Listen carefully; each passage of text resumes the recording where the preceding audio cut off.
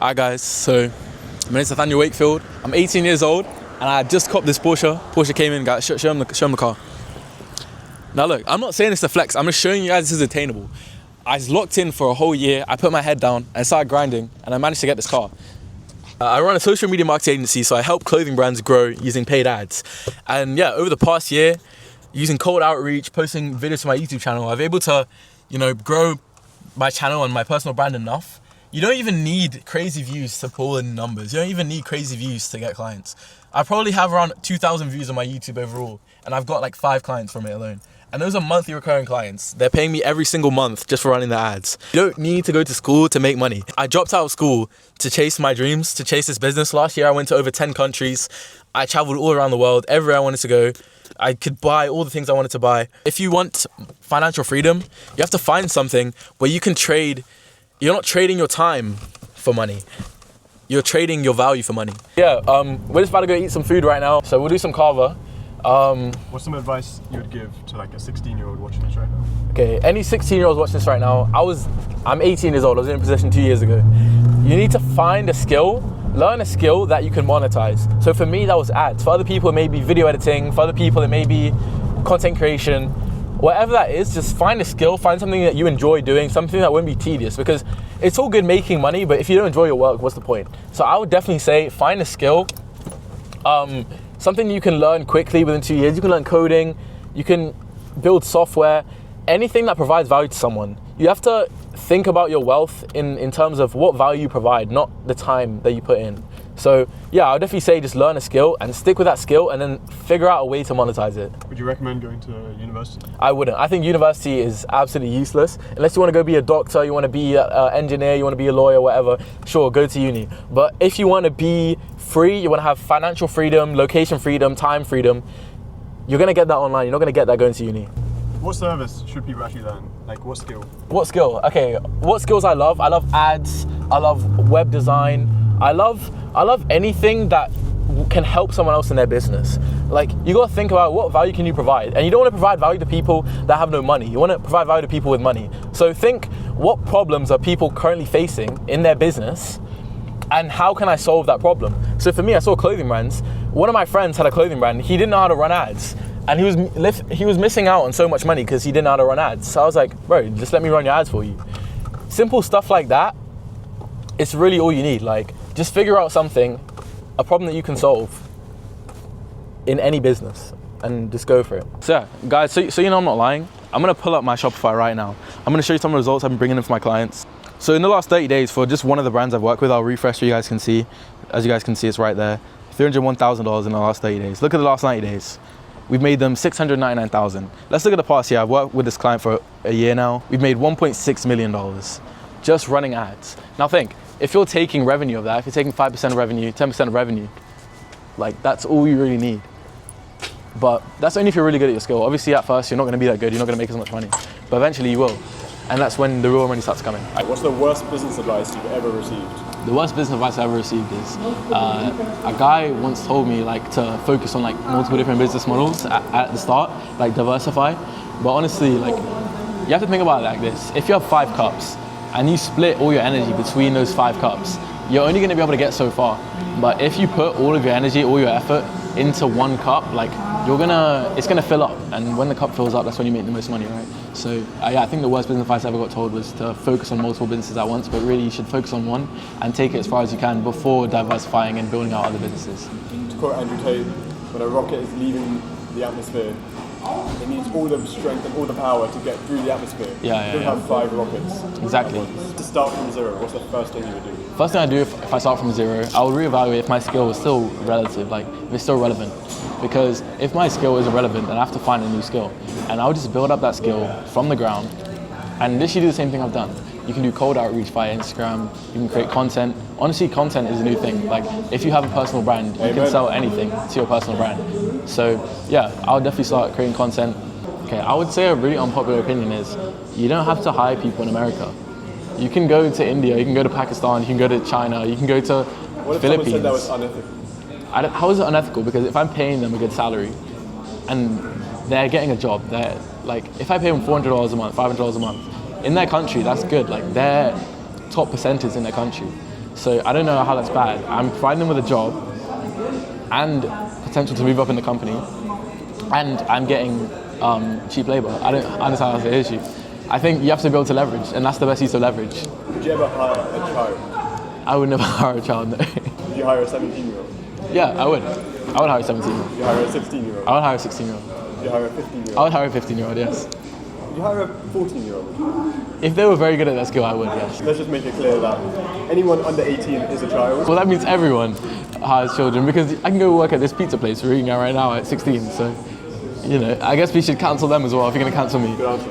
Something that most entrepreneurs waste time on, but they think is important. They waste so much time consuming content. Consuming content isn't going to do anything for you.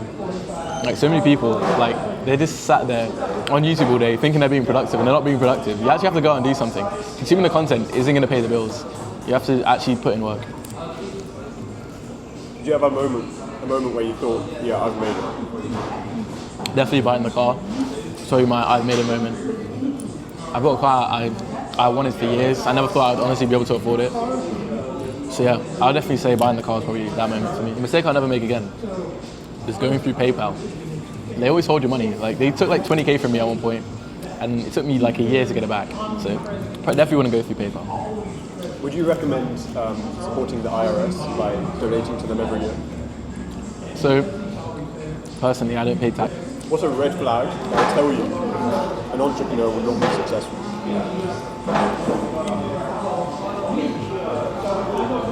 I would say if they're so focused on what the people think of them.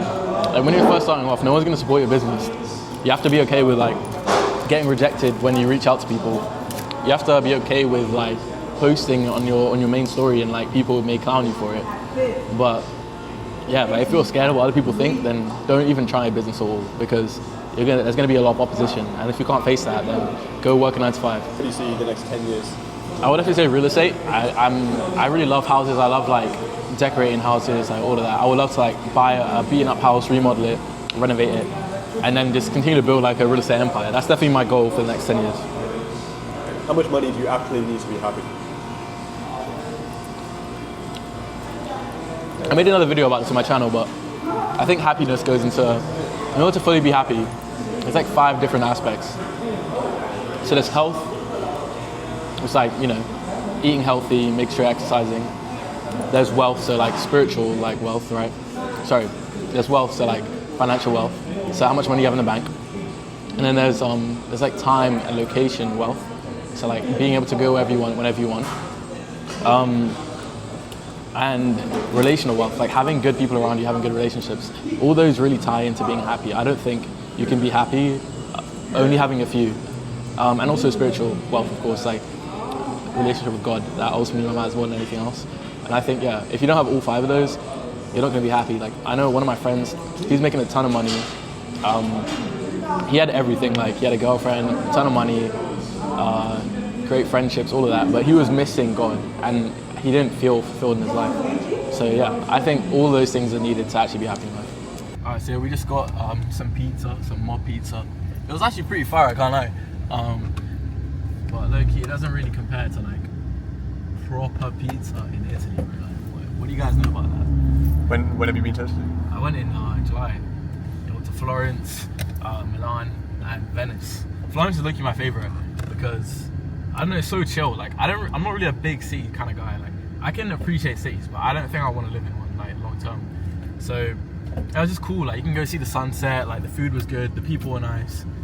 Didn't encounter any racism, which is apparently very like common in Italy. So yeah, it was pretty chill, man. Got any travel plans for this year? Yeah, this year, so I'm about to go to New York like next week for Fashion Week. Pretty excited about that. And I'm gonna go to Japan in March. I'm there for a whole month. I'm gonna go like snowboarding for a bit up in Nagano. Yeah, I'm gonna go Tokyo as well, Kyoto, Osaka. I love Japan, man. Like it's so sick. The food's good. The people are nice. Like I just love the culture. Like I would honestly live in Japan. Like why is there traffic to get out of a parking lot? It's ridiculous.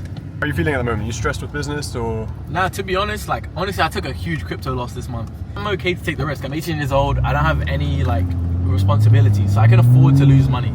But I think the issue lies when people who can't afford to lose money start losing money, and then they end up in some very, very severe financial debt, and that is not where I want to be. So luckily, I was able to limit my risk a bit. So like I'm not in a bad place at the moment, which is good. It's like a typical day in the life. Typical day in the life for me, I wake up like whenever I want, like 10, 11. Go eat some food, do like my quiet time, obviously spend time with God's the number one priority before making money or anything. What else? It's just honestly, I just spend a lot of time just like trying to work on myself at the moment, because before it was a lot of just working a business, growing that out, but now I feel like I'm at a place where I can just work more like on myself and building up different areas of my life that I need to grow in, instead of necessarily just focusing just only on the business, because like it's good. I don't want to make like 100 mil. I'm okay making enough to just have like a good lifestyle. So like what I have right now, I have enough to be able to like pay my rent, have a car that I like, travel places I want to go to. So yeah, I'm not really here to make like 100 mil a month. Like I'm fine making what I am, and maybe obviously I would like to scale for when I want to have a family and stuff, but that's not my number one priority right now. I just want to make sure I'm well versed in every area. I'm starting to learn French, Spanish as well, learning some guitar, continuing my piano skills, playing more sports, getting time with people, building my relationships up. I think that matters more to me at the moment. So yeah, I spend a lot of my day doing that, honestly. You got any goals for 2025? 2025, yeah, I want to make $1 million like in the bank, $1 million in the bank. That's my goal for this year. I want to get a McLaren 720S when I hit that goal as well. One of my favorite all-time cars. Or maybe like a Mazda RX-7 imported from Japan, and then get RX-7 Veilside kit on that. What do you guys know about that? If you guys watch Fast and Furious, I'm a third picture. Han's car, it's so beautiful. But yeah, honestly, that's my biggest goal. And then I wanna go to like 5 new countries this year. 5 countries I haven't been to, because the place I'm going to, like my next couple trips, I've already been. So I want to go to Brazil, I want to go to like Korea, plan on going to China in summer as well, so that'll be fun. And then yeah, whatever other like spontaneous trips come up, I'll definitely do those as well. I want to go closer to God as much as possible, stay deep in my relationship with Him. You believe in New Year's resolutions? Not really. I feel like people, they set a bunch of New Year's resolutions and they don't even stick to it. They do it for like the whole of January and they give up, bro. The first week, they're like, oh, I'm gonna go to the gym, and then they quit the gym straight away. Like, bro, at least stick with something. I feel like people just use that as an excuse. Someone once told me the best day to start something was yesterday, and the second best day is today. Just start. That's what I have to say. If you guys are watching this video, just go and start. Like, you don't have to keep wasting your time consuming content. All that stuff will help you a little bit, but you're gonna gain way more experience and make more money. And that's what's all about. You're gonna make more money if you actually put in the work. Nah, but guys, honestly, like, I'm not even trying to sound like a guru here. I'm just like saying, like, honestly, if you wanna get rich, you just have to make money, bro. Like, stop procrastinating and just start. Stop being a lazy bum and go and start, bro. Like, that's it. Think about this. The other day, Tristan Tate, what do I do in the war room? Johnny Walker.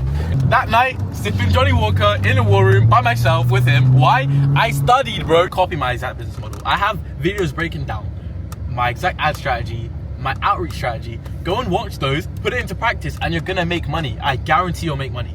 There's no way you can try something for at least 90 days straight and actually try your hardest and you won't make any money at all.